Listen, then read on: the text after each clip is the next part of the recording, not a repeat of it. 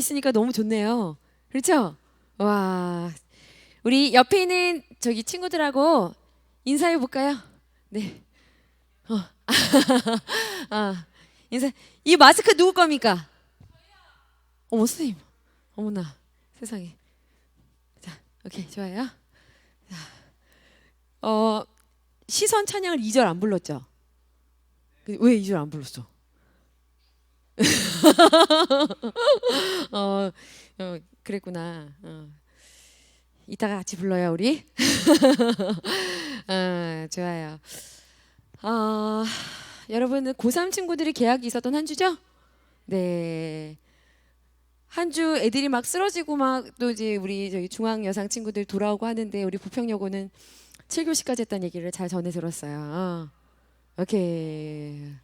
그리고 중간고사 바로 이제 좀 시작이 되고 그죠? 정신 없죠. 그런데 보니까 이제 여전히 오늘도 계속해서 확진자 문자들이 부천하고 부평에서 일어나면서 전사님도 전사님 굉장히 잘 아는 전도사님이 굉장히 잘 아는 한 분의 그 교회에서 전도사님이 이제 감염이 되는 바람에 그 교회가 정말 몇천 명이 모이는 교회인데 발칵 뒤집혀서 굉장히 지금 이번 한 주간 동안 어려움을 겪고 있는 그런 이야기들 뉴스로 들으면서 우리가 지금 우리 성현이 마스크 어디 갔어? 옆에 있어요? 먹을 때 이걸 딱 끼고 이렇게 먹어야 될까 봐 이렇게 우리가 서로를 위해서 아직 다 지나간 것이 아니잖아요. 그래서 정말 우리가 우리의 예배를 지키기 위해서는 우리가 우리의 위생을 잘 지켜내야 된다는 거, 그죠? 우리 예배의 자리를 계속 사수하기 위해서 성현이 좋아, 지켜야 된다는. 전사님은 어쩔 수 없으니까 양해를 해주시고요. 오늘 우리 말씀을 읽었습니다. 여러분 한번 봅시다. 여기 지금 실은 커피가 담겨 있는 거예요. 향기가 나죠? 커피 향기가 납니다. 안 나나요? 코를 막고 있어서. 여기 아주 더러운 물이 담겨 있다고 한번 생각해 볼게요. 아주 더러운 물이 가득 담겨 있습니다. 이 잔에다가 이 더러운 물이 가득 담겨 있는 이 잔에다가 지우야, 여기는 아주 시원하고 아주 새콤하고 달콤하고 별로 좋아하지 않는 취향일 수도 있지만 여기 있는 이 음료를 여기다 따라서 마시기 위해서 어떤 작업이 먼저 진행이 돼야 되죠? 어떻게 해야 되지, 진연아? 어떻게 없앨 거예요? 바로 다 버릴 겁니까? 아깝지 않아요? 아깝지 않아요. 오케이. 섬이 어떻게 할 거예요? 섬이 어떻게 해요? 버려야죠. 무섭네요. 버려야죠. 여기 들어있는 이 더러운 물을 한 요 정도 따라 버리고 나서 부으면 될까요? 안 되겠죠? 네. 여기 들어있는 더러운 물을 한 반 정도 많이 버리는 거지. 반 정도 버리면, 버리고 나서 얘를 따르면 어떨까요? 여전히 안 되겠죠. 조금 남겨놨어. 조금. 거의 다 버렸어요. 근데 조금 남았어. 그리고 나서 따르면요, 안 돼요. 왜 안 돼요? 왜 안 돼요? 조금 남아 있어도 아주 좋은 것을 부었을 때 이 좋은 것이 어떻게 되나요? 다 버리게 되죠. 얘가 정리가 되지 않으면 여기에다가 붙는 그 족족 다, 얘도 다 어떻게 돼요? 버릴 수밖에 없는 것이 됩니다. 그렇기 때문에 얘를 따르기 위해서 먼저 해야 될 것이 있어요. 그게 뭐죠? 우리는 이것만 버리겠니? 여기다 먹으려면 어떻게 했어? 잔 깨끗하게 빡빡 닦겠죠. 그리고 따라야 얘를 우리 것으로 취할 수가 있는 거죠. 여러분 마태복음 9장 29절에 보면 이런 말씀이 있습니다. 새 포도주는 새 술은 새로운 그릇, 새로운 부대에야만 담아야 하느니라 라는 말씀이 있어요. 예수님이 하신 말씀입니다. 새 포도주는 새로운 그릇에 새로운 부대에 담아야 해 라는 말은 무슨 이야기냐 하면 새 술은 복음을 이야기해요. 예수 그리스도 복음을 우리가 받아들이기 위해서, 예수님을 믿기 위해서 먼저 해야 할 작업은요, 예수님이 들어오는 우리 안, 믿음을 받아들이기 위한 내 안, 그 안을 먼저 깨끗하게 정리하지 않으면, 싹 정리하지 않으면, 조금도 남겨놓지 않고 정리하지 않으면 내 안에 담긴 복음이 복음된다? 내 안에 있는 예수 그리스도께서 일하신다? 아니요. 복음도 함께 버리게 됩니다. 복음도 함께 망가진대요. 예수님께서 마태복음 9장 17절에서 하신 말씀이에요.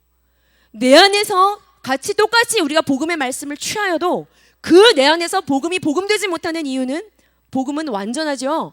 무엇의 문제입니까? 문제예요. 여러분, 우리는 지금 가나안 땅에서, 그죠? 가나안이라는 새로운 땅에서 하나님께서 하나님의 자녀된 백성들과 함께 새로운 시작을 준비하려고 하는 그 기로점에 있어요. 분기점에 있습니다. 자, 그런데 그 가나안 땅에서 이제 20장부터 조금은 잔인하다 싶을 정도의, 조금은 끔찍하다라고 여겨질 정도의, 굳이 이렇게까지 해야 하나라는 생각이 들 정도의 어떤 이야기가 나오죠? 진멸에 대한 이야기가 나옵니다. 혹시 이번 주에 여러분들 큐티했어요? 한 번이라도 막 계약하느라 정신이 없고 분주했겠지만 전쌤의 눈을 막 피한 친구들이서 괜찮아요. 하면 되지. 그죠? 괜찮아요. 어떤 이야기가 나오죠? 하나님의 전쟁에 대한 이야기가 나와요. 하나님의 전쟁에 대한 얘기가 나옵니다. 일반 전쟁하고 성경에도 많은 전쟁의 이야기가 나오지만 하나님의 전쟁과 일반 전쟁은 구분이 됩니다.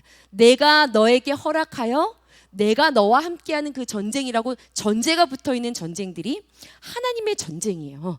자, 그 가나안 땅에 하나님께서 죄로 깊이 뿌리 내려 있고 일곱 족속과 그 우상으로 인해서 이미 썩을 대로 썩어 있고 깊이 죄의 악으로 뿌리 내려 있는 그 땅에서 하나님께서는 하나님의 자녀된 백성들을 새롭게 하셔서 그 땅에서 새로운 것을 시작하기를 원하셨죠. 그죠? 자, 그러기 위해서 신명기 20장에서 무엇을 하나님께서 말씀하시죠? 여러분들이 오늘 읽었던 16절, 17절, 18절에서 무슨 이야기가 나오죠? 완전한 진멸에 대한 이야기를 하고 있습니다. 어떻게 이렇게까지 하나도 남김없이 남자, 여자, 어린아이, 노인, 긍휼히 여겨서는 안 돼. 완전한 진멸을 이야기하고 있어요.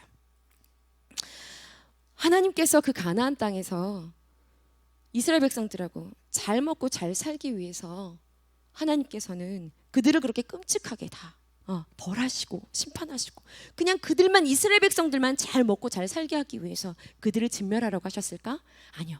신명기 4장 6절에서부터 여러분 7절까지 전사님이 분명히 지나가면서 다 우리 친구들에게 다뤘던 내용입니다. 거기에 보면 하나님께서는요, 새롭게 시작할 하나님의 자녀들을 향한 하나님은 계획과 꿈과 비전이 있으시죠. 그게 뭐예요? 하나님은 이들을 통해서 이들이 그죠? 여러 이방 민족들의 무엇이 되기를 원하신다고요? 빛이 되기를 원하셔요. 그 죽어가는 그 죄로 인해서 심판을 당할 수밖에 없고 죽어가는 그들의 영혼들을 살려내기 위해서 하나님은 선택을 하셔야 했어요. 그렇게 해서 먼저 선택되어진 백성들이 선민 이스라엘 백성들입니다. 그렇죠? 그들을 통해서 하나님은 신명기 4장 6절에서 7절 말씀을 보면 지금 찾지 않아도 좋습니다. 말씀에 보면 내가 너로 말미암아 너가 하는 이스라엘 너희들이 하는 행동을 보고 주변의 사람들이 너희 이런 지혜가 이런 지식이 와 너희들이 믿는 하나님은 이야 이런 칭찬을 받게 하셔서 결국에는 그들의 칭찬을 통해서 그들이 누구를 바라보게 하기 위함이라고 말씀하고 계시죠? 하나님을 바라보게 하기 위한 거야. 예를 들어 쉽게 얘기하면 우리 동교 이야기를 잠깐 해보자면 동교가 삼촌이 계세요. 그렇죠? 삼촌이 계셔. 그런데 하나밖에 없는 삼촌이죠. 그런데 두 분, 그렇죠, 맞아요. 삼촌이 계세요. 그런데 그 삼촌이 하여튼 이제 여러 가지 인생의 어떤 그런 굴곡 속에서 하나님에 대해서 마음의 상태가 많이 닫혀 계신 상태. 하나님에게서 완전히 좀 등을 돌리고 계신 그런 상태 속에 조금 뭐라고 해야 될까요? 편안하지 않은 그런 하루하루의 시간들을 좀 보내고 계시는데 동교가 이제 예수님을 믿고 그 주님께로 가까이 이제 나아가면서 동교 안에 우리 가정을 향한 다시 하나님의 마음, 그 복음에 내가 전달자가 돼야 되겠다. 그 가운데서도 이 교회에서 가장 가까운 곳에 사시고, 그죠? 그리고 항상 바라볼 때 안타까운 마음이 있었던 삼촌을 향한 그 마음이 우리 동교 안에 일어났던 것 같아요. 그래서 하루는 삼촌 집에서 머물러서 잠을 잘 것을 결정을 하면서 그 삼촌하고 이 하나님에 대한 살아계신 그 예수 그리스도에 대한 복음에 대한 이야기를 자신 있게 하기 시작을 했죠. 그래서 아주 늦은 시간까지 삼촌하고 막 이야기를 하게 된 거예요. 삼촌 진짜 하나님 살아계시다. 삼촌 정말 믿어야 된다. 막 이런 이야기들을 어렵지만 그 하나님을 향해서 완전히 등을 돌리고 있는 우리 웃 어른들에게 그렇게 복음을 전한다는 게 쉬운 일일까 지연아? 쉬운 일일까요 지효야? 결코 쉬운 일은 아니죠. 성령께서 하시지 않으면 시도할 수 없는 그런 일이에요. 그런데 그 웃 어른이 자기가 너무 좋아한대 삼촌을. 근데 안타까움이 있기 때문에 막 이야기를 시작을 한 거겠죠. 그런데 이제 삼촌의 얘기 가운데 삼촌이 막 삼촌과 얘기를 하다가 삼촌이 내가 요즘에 그렇게 믿어지지 않았던 그 하나님, 그런데 내가 그 하나님에 대해서 마음의 문이 돌아서고 열려지기 시작했다라는 이야기를 하게 된 거예요. 그래, 맞아. 나도 하나님 진짜 살아계신 것처럼 나도 요즘에 느껴진다. 내가 진짜 하나님 살아계신 것처럼 나도 요즘에 내가 느낀 바가 크다. 깨달은 바가 있다. 그런데 그 깨달음을 줬던 그 문의 역할을 해줬던 사람이 있어요. 누구냐면 우리 교회 유치부 선생님이에요. 유치부 선생님. 자, 유치부 선생님이 그 삼촌의 아이의 선생님이야. 그런데 그 아이가 교회를 계속 안 나와요. 근데 이제 그 유치부 선생님이 전화를 해서 계속 아이 나오지 않아도 그 아이를 계속해서 관리를 하는 거예요. 계속 관리해요. 최근에 어떤 통화를 했냐면 제가 곧 군대를 갑니다. 이렇게 하면 다 알게 하는 거죠. 제가 곧 군대를 갑니다. 아버지, 어디 그랬어요. 아이랑 통화하기가 쉽지 않은 나이의 아이거든요. 제가 군대를 가는데 군대 가기 전에 내가 우리 땡땡이 나 얘 너무 보고 싶다고 얘 좀 제발 교회 좀 보내달라고 군대 가기 전에 부탁을 드린다고 하면서 확 우리 동교 삼촌한테 얘기를 한 거예요. 그런데 그 삼촌이 전화를 끊고 나서 우리 친구들은 여러분들은 당연히 군대 가기 전에 그럴 수 있지라고 생각이 되죠. 희주야. 선생님이 그럴 수 있지. 그런데 세상의 중심에 있는 한 복판에 있는 그 어떤 한 부모에게 삼촌에게는 아니 군대 가기 전에 뭐 해야 되죠? 여자친구 만나야 되는 거죠. 군대 가기 전에 뭐 해야 되죠? 못 놀았던 거 놀아야 되죠. 군대 가기 전에 뭐 해야 되죠? 못 마셨던 거 마셔야 되죠. 군대 가기 전에 정말 난리도 아니죠. 난장판이잖아요. 남자들. 그죠? 세상의 남자들은 난장판이죠. 요즘에 군대는 캠프라고 해도 그죠? 근데 그 자꾸 기간이 짧아지니까. 그런데 군대 가기 전에 개와 같은 그런 삶을 막 사람이 보낸단 말이에요. 그런데 그 군대에 들어가기 전에 교회학교 아이가 너무 보고 싶으니까 얘 좀 보내달라고 말하는 거예요. 이 삼촌은 너무 어떻게 그렇게 생각을 할 수 있지? 어떻게 그렇게 말을 할 수 있지? 어떻게 그렇게 전화를 해서 자기 군대 가기 전에 가장 보고 싶은 일이, 가장 하고 싶은 일이 자기 아이를 보고 싶다는 얘기를 할 수 있지? 이게 그 말이, 그의 사고방식이 이해가 안 돼. 그런데 통화를 하고 났는데 너무 감사한 거야. 너무 좋은 거예요. 너무 기쁜 겁니다. 신명기 4장 6절에서 7절에서 얘기하는 거야. 어떻게 그렇게 생각할 수 있지? 이스라엘, 너희들의 지혜와 지식은 어떻게 우리와 이렇게 사고방식이 다르지? 어떻게 너희들의 태도와 일상이 이렇게 다르지? 뭐야 그거? 하고 주목하여 통로가 되기를 원하시는 거예요. 칭찬. 그러니까 삼촌이 등을 돌리고 계셨던 분인데 내가 그 군대 가는 걔 내가 걔 내가 전화 받고 마음의 문이 되게 많이 열려. 활짝 열려. 나 믿어보고 싶은 마음이 생긴다. 지금 코로나 때문에 전도가 완전 꽉꽉 막혔어요. 그나마 있었던 믿음의 사람들도 막 떨어져 나가는 이때에 전도? 누군가의 굳게 닫힌 마음의 문을 연다? 성령의 역사죠. 네, 성령의 역사죠. 그런데 하나님께서는 지유를 통해서, 용환이를 통해서, 휘주를 통해서 그 일하기를 원하신다고 분명히 기록하고 있어요. 이스라엘을 통해서 그 일을 시작하실 거라고 말씀을 하십니다. 여러분, 아까 우리 동교 삼촌을 길에서 만났어요. 전도사님이 여자잖아요. 나 분명 여자잖냐, 그렇죠? 그런데 전도사님이 동교하고 같이 막 이렇게 길에 가서 동교 막 너무 창피해. 근데 그게 창피한 게 아니에요. 삼촌을 만났어. 근데 그 삼촌이 전도사님을 보자마자 바로 나한테 뭐라고 했냐면 그 군대 가는 그분! 이러는 거야, 전도사님한테. 전사님이 살짝 놀랐지만 워낙에 그런 더 심한 말들을 많이 들었기 때문에 여자잖아요. 여자잖아요. 그래서 동교가 아니라고, 삼촌 아니라고. 근데 나를 보자마자 교회 사람인 걸 알고 몇 명이 있었는데 바로 나를 향해서 하는 말이 그 군대 가는 사람이냐고. 내가 보고 싶었다고. 그러니까 마음속에 가득 채워져 있는 거. 어떻게 그럴 수 있지? 어떻게 그럴 수 있습니까? 접붙임 되면, 주님께 붙어 있으면 그렇게 할 수 있죠. 여러분, 스바냐 3장 19절에서 20절 말씀을 좀 한번 찾아볼게요. 스바냐, 한번 머리털 나고 처음 찾는 성경일 수도 있어. 스바냐, 구약 성경입니다. 스바냐 3장 19절에서 20절 말씀이에요. 요 스바냐 선지자는 예레미야라는 선지자랑 동시대 때 같이 활동했었던 선지자입니다. 배경은요, 남유다, 이제 가나안 땅에 들어가서 살면서 그들이 부패할 대로 부패하고 율법을 지키지 않을 대로 지키지 않았어요. 그러니까 히스기야 왕의 아들 므낫세, 그의 아들, 더 악한 아들 아몬, 그리고 그 밑에 요시야라는 왕이 활동하고 있을 때 어느 정도 개혁은 되었으나 완전하게 그 부패한 것들이 회복이 되지 않았을 그 당시 때 이 스바냐 선지자가 남유다를 너희들이 곧 바벨론에 의해서 완전히 너희들의 이 패역함과 죄에 대한 심판을 받게 될 것이다 라는 막 메시지를 선언하고 있는 것이 이 스바냐의 내용이에요. 그런데 이 말씀 가운데 너희들이 결국엔 멸망하게 될 것이다 라고 말씀을 전하면서 그 끝자락에 가서 어떤 얘기를 하냐 하면 너희들이 멸망을 당하게 될 거야. 너희들은 죄에 대해서 야단을 맞게 될 거야. 그런데 자 3장의 19절하고 20절을 한번 읽어볼게요. 20절 끝에 절. 자, 읽어보겠습니다. 시작. 내가 그때 너희를 이끌고 그때 너희를 모을지라. 내가 너희 목전에서 너희의 사로잡힘을 돌이킬 때에 너희에게 천하 만민 가운데에서 명성과 칭찬을 얻게 하리라. 여호와의 말이니라. 19절 그 위에 보면요. 끝에 줄 보세요. 내가 칭찬과 명성을 너희로 하여금 얻게 하리라.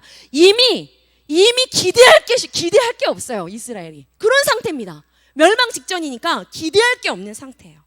왜 우리 그런 거 있잖아. 교회에도 학생부가 있는데 정말 아무리 말을 해도 듣지 않아. 돌이키지 않아. 회복이 안 돼요. 와, 우리 인간적인 눈으로 보면 정말 화가 나고 너무 많이 속이 상해. 그런데 그들을 향해서도 하나님은 죄 가운데 상한 갈대인 거죠. 네. 후 하면 꺼질 그런 촛불의 그런 상태의 영혼의 상태인 겁니다. 아니 이미 죄를 짓고 돌이킬 수 없는 상태의 지경에 있는 그런 자들을 향해서도 하나님은 내가 너로 인해 내가 너를 칭찬과 명성 얻게 할 거야. 너를 통해 내가 그 칭찬과 명성을 얻게 될 거야. 그 죽어가고 있는 영혼을 향해서 우리 주님은 포기하심이 없다라는 것, 우리 주님의 마음은 그렇다는 것, 이것을 지연하게 하는 것은요 누구 때문인 건가요? 죄를 짓고 있는 그들로 인합니다.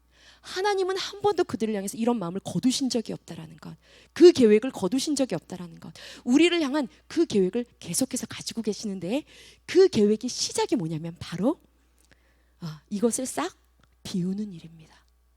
그 새로운 일, 하나님이 나를 위해 하려고 하는 그 새로운 일, 지유의 인생을 통해서 제가 너무 어린데 그런데 주님 안에 들어온 지유의 인생을 통해서 하나님이 하려고 하는 그 일이 언제부터 시작이 되는가? 지유 안에 버려야 할 것들, 지유 안에 정리해야 할 것들을 예수 그리스도의 이름 앞에서 회개로 완전히 비워냈을 그때에 그 일이 이제 시작이 된다라는 거예요. 자, 그래서 여러분 다시 한번 펼쳐보세요. 오늘 말씀 신명기 20장 16절에서 18절. 이번 주에 20장, 21장, 22장 이렇게 지나갑니다. 그런데 거기 보면 어떻게 좀 이런 내용들이 아니 전쟁에서 여자 포로를 아내로 삼는 법에 대한 이야기가, 죽은 시체를 다루는 이야기, 그죠? 나무에 시체 매달았을 때의 어떤 그런 말 안 듣는 아들에 대한 법, 이게 너무 좀 끔찍한 것이 아닌가? 여러분 20장에 보면 어떤 이야기가 나오죠? 한번 보세요. 20장 오늘 읽은 말씀입니다. 16절과 여러분 18절 말씀을 보세요. 하나님은 이스라엘이 완전히 비워져서 그 처음 시작을 이루기를 원하셨어요. 그 가나안이라는 땅 그곳에서 하나님의 계획을 그들과 함께 펼쳐가기를 원하셨어요. 그들에게 복 주시길 원하셨어요. 그들을 통해서 열방을 구원하길 원하셨어요. 동교 삼촌이 어떻게 해서 하나님을 향해 마음의 문을 여냐고요. 그 닫혀있는 마음을 우리가 어떻게 만져요? 그렇죠? 그런데 누구를 통해서? 예수 그리스도께 붙어있는 그 통로 하나를 통해서 내가 마음의 문이 열렸어, 이 고백이 나오게끔 하길 원하시는 겁니다. 그러기 위해서요 먼저 선택한 우리가 이것이 완전히 비워지기를 원하시는 거예요. 자, 가나안에 들어가서 살길 원하는 그 이스라엘 백성들, 그 가나안 땅이 죄로 아주 뿌리가 깊은 땅입니다. 그 안에 그 죄악들을 하나님은 먼저 심판하길 원하시는 거예요. 완전히 싹을 하나도 남기지 않고 진멸이요. 너무한 게 아닌가? 아니요. 여러분이 이야기했던 것처럼 조금 남겨놓습니다. 그리고 거기 이스라엘이 들어갑니다. 그럼 어떻게 되죠? 이스라엘도 다 끝이에요. 다시 또 시작해야 돼요. 다른 민족으로 또 새롭게 시작해야 돼요. 다시 다 버려야 돼요. 네. 자, 여러분 그래서 여기 16절에 보면 끝에 줄에 20장 16절에 보면 호흡이 있는 자들을 하나도 살리지 말라라고 말씀하시죠. 조금 너무 끔찍하다, 과하다 싶을 정도로. 자, 18절 끝에 보면 뭐라고 나와 있습니까? 하나도 가나안 땅에 있는 그 모든 민족들을 하나도 살리지 마라. 완전히 진멸해야 될 이유를 18절에서 이야기하죠. 왜? 뭐 때문에? 끝에 여호와 앞에 그 남아있는 그들로 인해서 섞이게 돼. 범죄하게 될까 봐. 죄 때문에 그렇습니다. 여러분 안에 죄에 대해서 하나님이 어떤 마음을 가지고 있는지를 신약보다 구약을 묵상할 때 죄에 대한 하나님의 마음이 어떤지를 되게 깊이 묵상할 수 있어요. 우리가 신약 앞에서 예수님이 우리 위해 죽으셨대. 저 선생님이 예전에도 한번 얘기했죠. 레위기 지나갈 때. 거기서 팔짝팔짝거리면서 찬양하면서 좋다고 눈물 이게 찔끔찔끔 흘리지만 그 깊이에 대해서 알기 위해서는 그 주님이 우리를 향한 그 죄에 대해서 어떤 마음이신지를 알기 위해서는 구약을 묵상하지 않고서는 여러분들 절대로 예수 그리스도의 십자가를 온전히 이해할 수가 없어요. 저 선생님 예전에 부산 가는 KTX 한번 얘기했을 거야. KTX를 없이 부산을 갔었던 사람이 KTX를 보면 너무 고마운 거야, 그 KTX가. 그런데 아무것도 모르고 여행하는 듯이 어렸을 때 처음 탄 그 KTX 타면 좋아, 이거 좋아. 거기서 끝이에요. 여러분이 구약 신명기에 보면 이제부터 하나님께서는요 그 죄를 완전히 다 그리고 새롭게 시작하기를 원하시기 때문에 하나님께서 다루시는 건 뭐냐면 일상입니다. 여러분 일상이에요. 여기서 주는 메시지 오늘 여기 이게 다예요, 선생님. 일상이에요. 여러분 내가 왜 무너집니까? 죄로 인해서. 그 죄는 언제 내게 잠입했죠? 그 죄는 언제 내게 엄습하죠? 언제 내게 침범하죠? 언제 내 안에 들어오죠? 여러분의 일상 속에서 들어옵니다.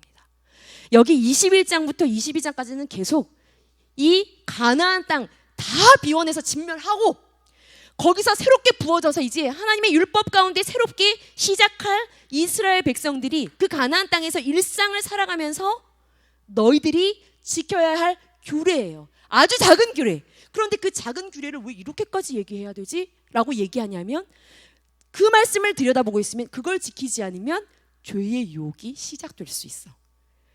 자, 예를 들어 이제 다 볼 건데 남자들이 여자를 바라볼 때 그냥 깨끗한 마음이 잘 안 드는 거죠. 그러니 민호야, 남자들 안에 있는 음욕이 여자들보다 강한 거예요. 가만 놔두면 죄를 짓는 거야. 그러니까 뭘 만드냐면 규례를 만들었어요. 규례를 만드는 겁니다.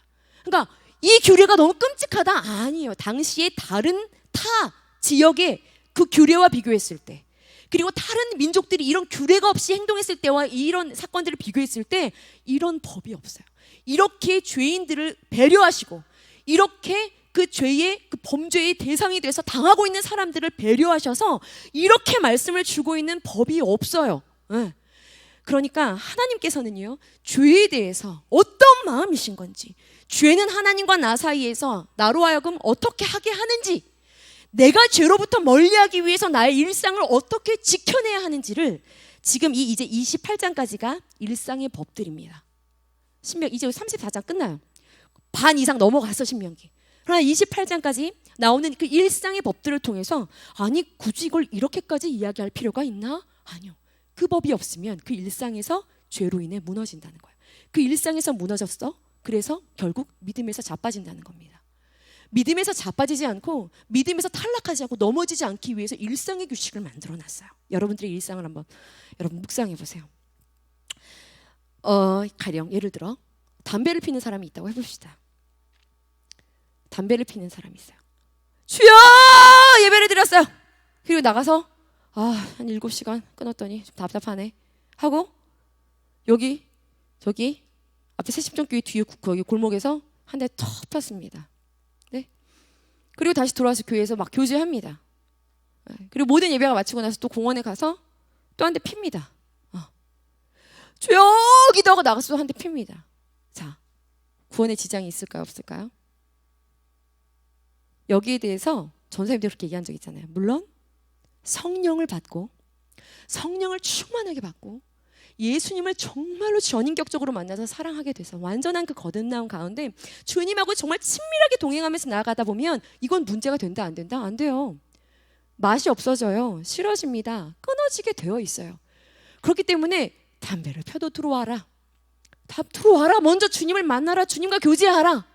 내가 술을 한 잔 마셔도 들어와라. 내가 주님과 교제해라. 자, 그런데 그러하기 때문에 내가 한 번, 두 번 시도해보는 거죠. 끊어보려고. 그런데 그러다 잘 안 됐어. 내가 어떠한 중독에서 내가 시도 한 번 해봤어. 수련회 갔다 와서 은혜 받고 나서. 그런데 그게 잘 안 됐어. 그래서 그것을 포기하기 시작합니다. 내 일상에서. 그것을 허용하기 시작합니다. 그 작은 점과 같은 하나의 나의 부끄러운 그 모습을. 자, 결국은 어떻게 될까요? 그 작은 그것 하나 때문에 전체가 무너져요. 신명기 20장부터는 그 말씀입니다. 그래서 하나님께서는 이스라엘의 우리 인간의 연약함을 아시고 가나안 땅에 있는 그 악에 대해서 하나님 앞에 범죄하게 만드는 그 요소들에 대해서 어떻게 하라? 하나도 남기지 말고 완전히 진멸하라라고 이야기하고 있어요. 여러분 20장에 17절에 나오는 여기 7족속, 가나안의 7족속은 이스라엘 백성들이 반드시 멸망해야 할 7족속이지만 우리가 하나님께서 우리 안에서 새 일 행하시는 것을 막고 있는 우리 안에 여러 가지 다양한 죄악의 모양들인 겁니다. 간음일 수 있고 음란일 수 있고 그냥 탐욕일 수 있고요. 어떤 미움일 수 있고 분노일 수 있고 여러 가지 모양의 죄악들이겠죠.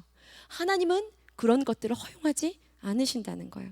여러분 1995년도에 일본의 고베에서 대지진이 일어났어요. 혹시 알아요? 일본 고베 대지진 몇만 명이 부상을 당했고 수천 명이 사망하게 되었었던 일본 고베 그 지진 사건에 보면 일본의 가옥들이 전부 다 나무 목조 건물이에요. 그래서 그 나무로 된 그 오래된 그 건물이기 때문에 그 대지진과 함께 7.5 정도 그 강도의 그 지진과 함께 그 고베시에 있었던 모든 목조 건물들이 전부 다 무너졌어요. 아주 끔찍하게. 그런데 나중에 이제 그 쓰러지고 무너진 것들을 정리하면서 난 기사와 연구된 어떤 그런 결과의 발표 속에 보면 그 95년도에 일본 고베에 있었던 그 지진 속에서 일본 그 목조 건물들이 화르르 다 무너졌었던 그건 지진은 한 번 친 거였고 그 안에 보이지 않는 이미 80% 이상 그 나무 목조 건물들이 다 무너질 상태에 있었대요. 왜? 여러분 그 곤충 중에 여러분 흰개미 알아요? 개미가 아니라고 합니다. 흰개미는 개미가 아니라 마른 흰개미인데 개미랑 완전 다르게 생겼어요. 얘는요 별명이 있더라고요. 죽은 나무를 먹어치우는 자연계의 청소부래요. 오래된 썩어 있는 나무 그 건축 구조물 안으로 들어가서 그것들을 갉아먹어요. 싹 갉아먹어요. 그런데 눈에 안 보여요. 우리나라도 보면 이런 고궁들이나 사찰들, 오래된 그런 사찰들 다 목조 건물로 되어 있죠. 그 안에 보면 이런 사진 금방 찾을 수 있어요. 전사님 여기 밑에서 예배한다라고 그래가지고 사진을 다 컴퓨터에만 놔두고 안 가지고 왔는데 여러분들 보여주려고 다 놔뒀다가 안 가지고 왔는데 때가 되면 그 흰개미를 잡는 약을 쫙 다 칩니다. 그 우리 그 문화 유산들 살리려고 쫙 쳐요. 그런데 그게 눈에 보이지가 않아요. 굉장히 작아요. 그런데 그 한 마리 흰 개미를 허용했을 때 그 무너짐이라고 하는 건 이루 말할 수 없다는 거죠. 여러분들 안에 이 정도는 하고 허용하는 날마다 일상 가운데 받아들이는 가볍게 여기는 그 죄에 대해서 하나님께서 어떤 마음이신지 여러분들이 신명기를 묵상하면서 그것들이 여러분들에게 와 닿을 수 있기를 바랍니다. 여러분들은 우리 안에 있는 그 죄에 대해서 어떻게 대응하고 있는지, 완전히 무뎌져 있는 건 아닌지, 아니면 예민하게 깨어서 그 죄와 히브리서 말씀처럼 피 흘리기까지 정말 대항하면서 싸워내고 있는지, 아니면 거기에서 완전히 아무런 대항하지 않고 걔랑 친하게 지내고 있는지 여러분들의 모습을, 여러분들의 일상을 한번 점검해 보세요. 아까 이야기한 것처럼 신명기 20장은 완전한 진멸, 21장부터 28장까지는 죄가 여러분들의 일상 가운데 잠입하지 못하도록, 아니 싹도 올라오지 못하도록 일상의 규례와 규칙들을 만들어내시는 하나님 아버지의 마음을 묵상할 수 있어요. 21장에 보면 여러분 일상에 있는 몇 가지를 다루는 하나님 아버지의 마음을 몇 개 한번 좀 살펴볼까? 시간이 많이 지나갔어요. 진짜 이해가 안 되는 것들이 있어. 진멸도 하지만 여기 10절부터 14절까지 보면요, 여자 포로를 아내로 삼는 규정 이런 게 막 나온단 말이야. 아니 전쟁하는 것도 마음이 참 쉽지 않아. 우리 안에 허락이 안 되는데 여자를 포로로 잡아오는 것도 마음에 문제가 되는데 포로로 잡아와서 아내로 삼는 법? 너무하는 법 아닙니까? 그런데요, 아까도 이야기했지만 남자들은 여자를 바라볼 때 어떤 마음이 있다? 하늘이가 얼굴로 표현해줬어. 음욕이 있다는 거죠. 그런데 그 음욕을 놔두면 뭘 지어요? 죄를 짓는다는 거죠. 그러니까 불타는 남자들 안에 있는 그 음욕을 다스릴 법을 먼저 규제를 해놓는 겁니다. 전쟁하러 갔을 때, 자 여기서 보세요. 10절에 보면 너희가 나가서 적군과 싸울 때 내 하나님 여호와께서 그들을 내 손에 넘기심으로, 자 이건 하나님의 전쟁을 이야기합니다.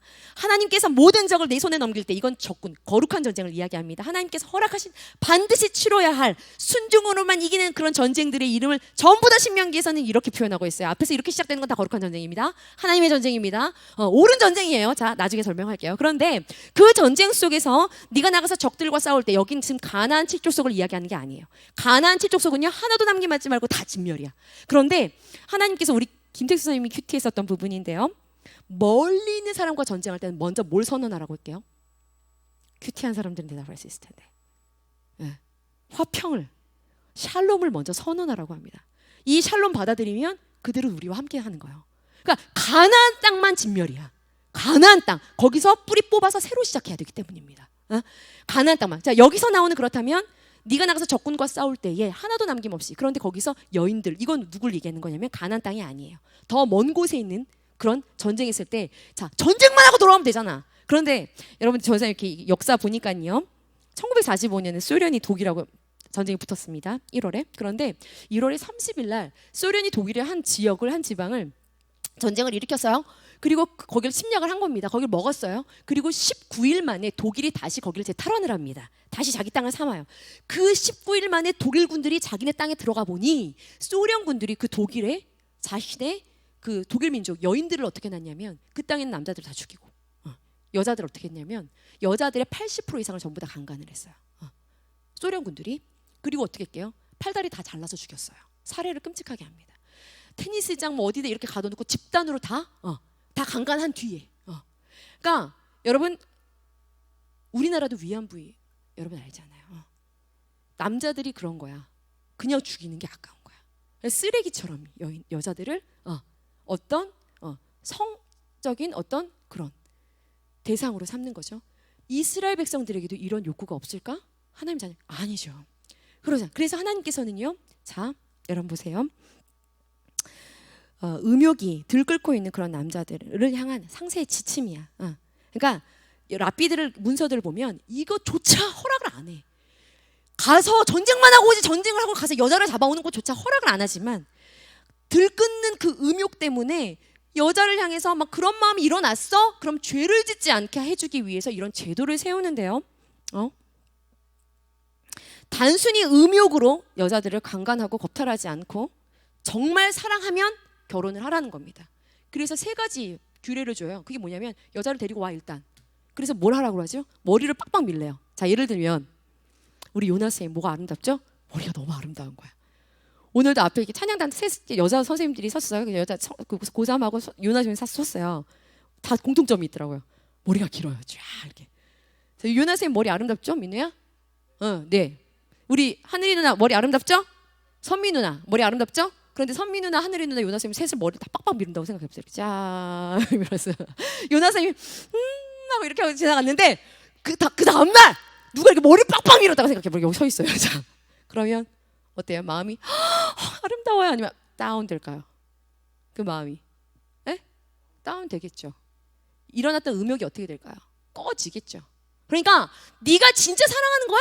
아니면 그게 음욕이야? 음욕을 잠재우게 하기 위한 시작이 시작되는 거야. 그러니까 말씀을 얘들아 잘 보면 정말 재밌어요.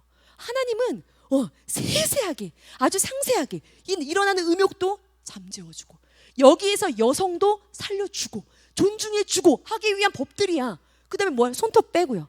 그 다음에 여자들 다 밀고 난 다음에 뭐해?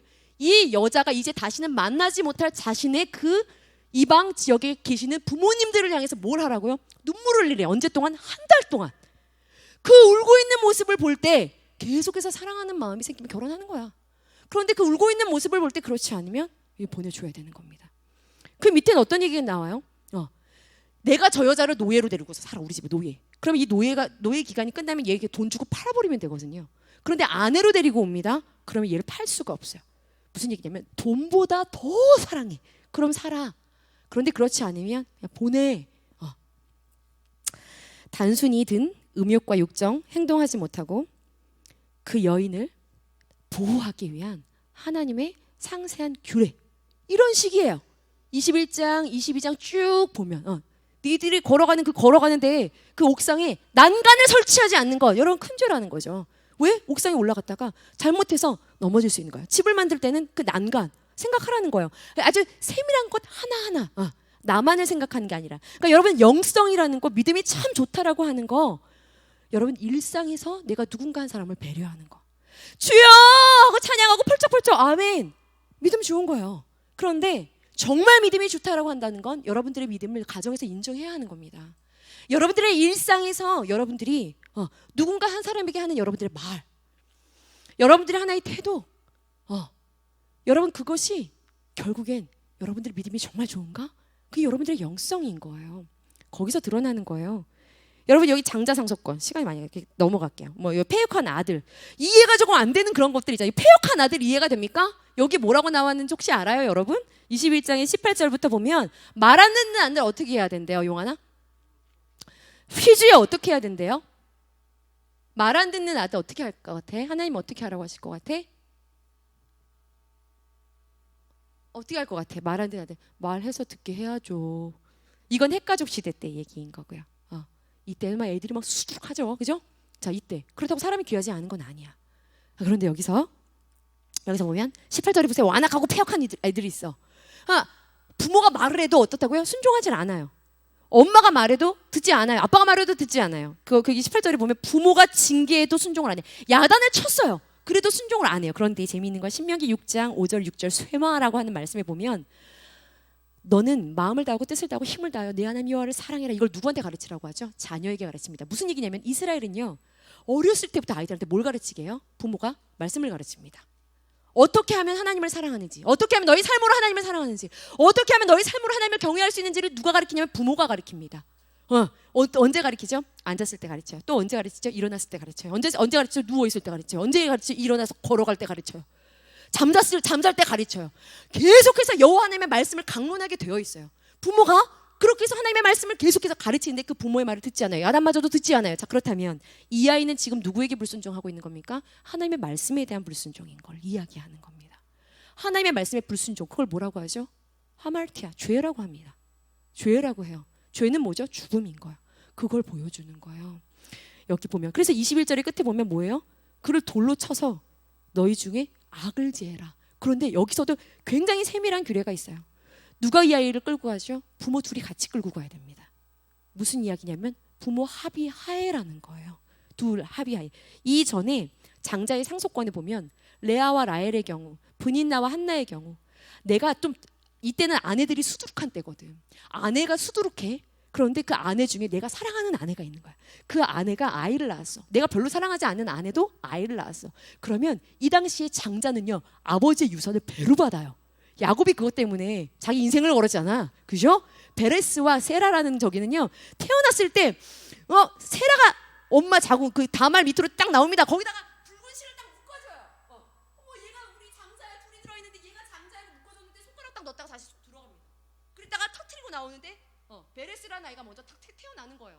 그러니까 그 손가락 하나 때문에 누가 장자가 되냐면 세라가 장자가 돼. 이거 굉장히 엄격합니다. 그 장자권이라는 게 어마어마한 거야. 그런데 그들 안에 부모가 편애를 해서 이 아빠가 이 아이를, 자, 민우도 김택수 선생님 아들이고 용환이도 김택수 선생님 아들이야. 여기는 요나 선생님에게서 난 아들이고 죄송합니다. 자, 여기는 김은혜한테서 난 아들이야. 근데 요나 선생님을 너무 사랑하는 거야. 그런데 얘는 둘째고 얘는 첫째야. 그런데 아빠 마음에 내가 요나 아내를 사랑하기 때문에 내가 민우가 둘째인데 민우한테 더 몰아주고 싶은 마음이 들어서 얘를 일부러 죽이려고 하는 부모가 있을 수 있다는 거죠. 그렇기 때문에 부모가 얘의 엄마인 나도 합의해야 되는 거야. 저 아빠랑 내가 합의해서 얘를 같이 데리고 가야 되는 거야. 무슨 얘기냐면요, 가정의 불화를 막고요, 아빠가 편애하는 걸 막고요, 악을 제하기 위한 하나님의 질서. 그러니까 선생님 시간이 없어서 여기까지만 내 안에 있는 세부 사항 내용들을 다룰게요. 여기를 이렇게 들여다보면 하나님께서 죄에 대해서 얼마나 끔찍하게 그것을 제거하기로, 그냥 이런 거 있잖아요. 여러분 얼굴에 점을 제거할 때, 점 뺄 때, 여러분 혹시 점 빼본 사람 있어요? 얼굴에. 우리 세민 선생님 점 한 번 빼나요? 점이 얕은 거야. 보통 점을 뺄 때요, 저 선생님도 물어봤어요. 점을 뺄 때 한 번에 팍 팝니다. 그런데 한 번 빼게요? 아니요. 여러 번 거기를 빼야 된대요. 왜? 한 번 빼고 나서 뿌리가 또 올라온대요. 그러면 걔를 뿌리가 보여? 그럼 보통 전사님 주변에 점 뺀 사람들 얘기 들어보니까 보통 4-5번 빼는 거야. 보통 점을. 자, 그런데 여기 세부사항 항목의 죄를 여기 보면 하나님이 세우신 이 세밀한 율법은 이런 율법을 이게 아니에요. 죄의 싹시 아빠의 마음에 우리 가정이 아내들끼리 불화가 일어나지 않도록 편애라는 사랑이 한쪽으로 치우치지 못하도록 하나님은 제도를 해놓으신 거야. 잘못되지 않도록 제도를 해놓으셨어요. 그만큼 우리의 일상에서 철저하게 우리가 죄와 분리하기를 원하시는 하나님 아버지의 마음, 여러분 그걸 묵상할 수 있었으면 좋겠어요. 우리는 일상에서 우리의 죄를 어떻게 다루는지. 그런데 여러분 이게 내가 인간적인 노력으로 내 죄를 다 제거해야겠다? 그것이 가능한가? 그렇지 않습니다. 여러분 여호수아의 마지막으로 전선생님 정리하면서 한 가지 다시 여호수아 9장 3절을 잠깐 한번 펴볼게요. 여기 가나안의 7족속들을 그래서 여호수아가 이제 들어 전선 별로 여호수아서 재미없어해요. 나 전쟁 이야기 별로 안 좋아하거든요. 남자들은 되게 좋아하죠? 지호 좋아하죠? 흥미진진? 지호? 남자들은 전쟁 이야기 되게 좋아. 여호수아 재밌어요. 그죠? 용환이? 좋아하잖아. 전선 안 좋아해요. 그런데 여호수아에 보면 9장 3절에 아주 끔찍하고도 재미있는 이야기가 나옵니다. 어떤 이야기냐면요. 아까 전에 우리 신명기에서 가나안 7족속 반드시 진멸해야 할 가나안 7족속의 얘기를 봤어요. 명단을. 그런데 이제 여호수아가 전쟁을 시작하자마자 그 가나안에 있었던 그 7족속들이 긴장하며 떨기 시작합니다. 우리가 여리고성처럼 무너진다고? 우리가 아이 성처럼 진멸을 당한다고? 너무 무서운 거예요. 자, 그러자 어떻게 하냐면 여기 기브온 히위 족속들입니다. 이 기브온 족속들이요 변장을 합니다. 그 족속들이요 변장을 해요. 그리고 누구를 찾아가게요? 여호수아를 찾아갑니다. 그리고 빵을 아주 세밀하게 빵에다가 곰팡이를 입혀. 곰팡이 입힌 빵도 챙겨. 아주 지저분한 옷을 헤어진 옷을 입습니다. 그 여기 그리고 9장을 보고 되게 재밌어요. 그리고 나서 여호수아한테 찾아가서 얘기합니다. 뭐라고 하냐면요. 우리랑 화친을 맺읍시다. 화친? 우리는 여기 동네 사람이 아닙니다. 이 빵을 보십시오. 먼 길을 오느라 곰팡이가 폈습니다. 자, 거기 안에 있는 사람들 살리면 돼요, 안 돼요? 하나도 남김없이 다 죽여야 돼. 자, 그런데 이 히위족 속의 말에 여호수아가 어떻게 하게요? 어떻게 할게요? 맞춰보세요. 화친을 맺어요. 하나님 앞에서 맹세합니다. 내가 그들을 멸하지 않겠다고. 여기 보면 14절을 읽어볼게요. 왜 그런 실수를 했는가? 왜 죄를 살려두는 실수를 했는가? 결국 그건 그들의 발목을 잡게 되거든요. 실수였습니다. 왜 그런 실수를 했을까? 왜 죄를 내 안에 남겨두게 되는가? 14절을 읽어볼게요. 시작. 무리가 그들의 양식을 취하고는 어떻게 할지를 어떻게 했다고요? 여호와께 묻지 않았대요. 여호수아가 하나님의 전쟁에서 계속해서 물으며 나아갑니다. 여리고성 물으며 나아갑니다. 아이성 물으며 나아갑니다. 그런데 자기들이 방심하고 있을 때 들어왔던 그 한 족속, 그 가나안 땅 안의 족속이에요. 근데 그들이 들어와서 우리를 살려주세요. 우리 죽이지 마세요. 우린 저기서 왔어요. 거기 어떻게 됐다고요? 오케이 합니다. 무슨 이야기입니까? 여러분들 안에 일어나는 그 죄를 여러분들이 해결하길 정말 원하나요? 우리 어제도 늦은 시간 12시 반까지 얘기한 친구가 있어요. 여러분들의 힘으로 죄를 제거를 못해요. 너무 좋은 다짐. 나 진짜 음란 안 해야지. 나 진짜 기도 작정해야지. 여러분들의 힘으로 못해요. 베드로가 그 작정했잖아요. 그죠? 어떻게 작정했지? 내가 죽을지언정 주님을 절대로 부인하지 않겠습니다. 쟤네들이 다 떠나가도 난 절대로 주님을 따라갑니다. 자, 그때 주님이 베드로에게 뭐라고 하셨어요? 마음은 원하는데 너 작정, 야 100점. 너 작정, 너의 마음 100점. 그런데 뭐라고요? 너의 육신은 약해. 너의 육신으로는 그걸 이룰 수가 없구나. 그래서 뭐 하라는 거예요? 기도하라는 겁니다. 여러분들 안에 일어나는 그 죄성을 해결하기 위해서 뭐 하라는 거예요? 여러분 기도하라는 거예요. 기도. 우리 오늘 UDT 친구들과 나눌 말씀인데 베드로서 5장 8절에 근신하라 깨어라. 너희 대적 마귀가 우는 사자와 같이 두루다니며 산길 찾아 헤매고 있어. 왜? 죄로 인해서 니들 다 멸망시키려고. 근신하라 깨어라. Watch and alert. 그 단어가 뭐냐면 알람 알아요? 알람? 띠띠띠띠띠 띠띠띠띠 경계주의보. 그 상황에서 너희들이 지금 그 위기 가운데 있다는 걸 좀 눈을 뜨고 봐. 너희들로 하여금 죄와 함께 멸망하게 하려고 하는 그 공격 그 안에 있다는 걸 봐. 여러분 철로역정 봤잖아요. 천국 갈 때까지 뭘 벗지 않죠? 갑옷이요. 전쟁 중이라는 걸 기억해. 여러분 왜 무너집니까? 피 흘리기까지 안 싸우잖아요. 잠들어 있잖아요. 이길 수 없습니다.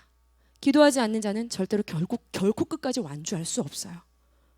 여러분들의 일상의 작은 죄에서 여러분들을 지켜내고 여러분들 안에 마음은 가상 하나, 주님 제가 따라갑니다 주님. 근데 그것이 잘 되어지지 않는다는 건 기도가 받쳐지지 않기 때문이에요.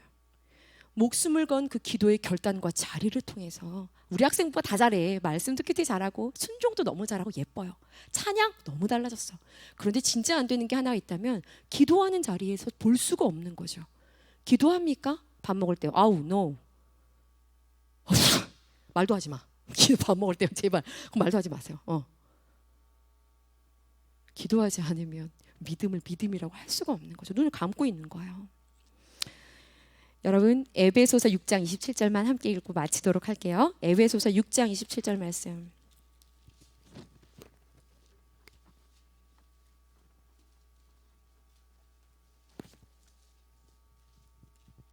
하나님께서 여러분들을 향해 원하시는 것은 에베소서 6장 27절 같이 함께 읽어봅시다. 시작. 자기 앞에 찾았어요? 아니에요? 6장 27절. 에베소서. 미안해. 5장 27절. 미안해요. 5장 27절. 자, 하나님께서는 여러분들을 이렇게 세우길 원하셔요. 자, 시작. 자기 앞에 영광스러운 교회로 세우사 티나 주름 잡힌 것이나 이런 것들이 없이 거룩하고 흠이 없게 되어지기를 원하신다는 것. 여러분 그래서 신명기 21장에 나무에 달린 자마다 어떤 자라? 저주를 받은 자다. 당시에 전쟁 때 아수르에서 죽은 사람들 죽창에 매달아 놨거든요. 이집트에서 죽은 사람들은 성벽에 매달아 놨어요. 여러분 사울왕이 어떻게 죽었는지 압니까? 사울왕은 어떻게 죽었는지 알아요? 성경을 찾아보세요. 사울왕이 어떻게 죽었게요? 블레셋 벳산 성벽에 매달려서 죽어요.